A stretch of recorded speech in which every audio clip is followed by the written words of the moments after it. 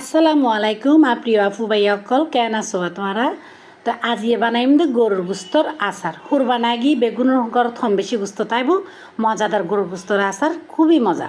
তো এই তো ফ্রেশ গরুর গুস্তর এটা হাঁড়িয়ে পানি জড়াই লইলাম সুন্দর করে দুই দাইয়েরে আদা রসুন বাড়া দি ফেলাইলাম।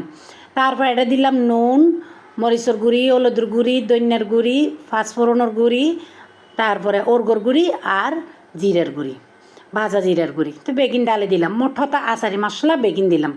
তারপরে ঢালিয়ে ভালো করে সমলে একটু মাখিলাম পরিব। এই তো একটু পানি থাকতো না। তারপরে হরাই মেদি বেগিন ডালে দিলাম। অবশ্যই মোটা হরাই লম পরিব।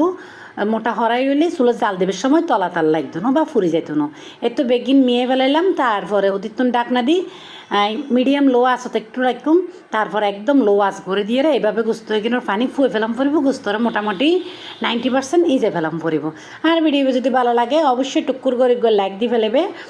তোর আর গুছোটোর লাইক কিন্তু আর ভিডিও বেড়ে বহুত দূরে লয়ে যাব। তোরার মতো বহুত আফু পাইয়ার কাছে পৌঁছে দিব।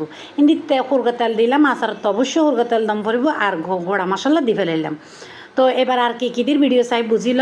তো আর ভিডিও যদি ভালো লাগে পরবর্তীতে নতুন ভিডিও তাহলে এখনই সাবস্ক্রাইব করি পাশে থেকে all button bell button click করতে নপরিবে। এতে করে আমি পরবর্তীতে যে কোনো নতুন রেসিপি দিলে তোমার মোবাইলের মধ্যে টুন্নুর করে নোটিফিকেশান পৌঁছে যাব অবসর সময় চাইলে তারিবে। তো এই তো এবার আই গোড়া মশলা বেকিন দিয়ে একটু করে লাড়ি চাড়ি কিন্তু সাথে সাথে গুস্ত কিনতে ফেলাইম। গোড়া মশলা কিন্তু বেশি বাজানোর দরকার নাই।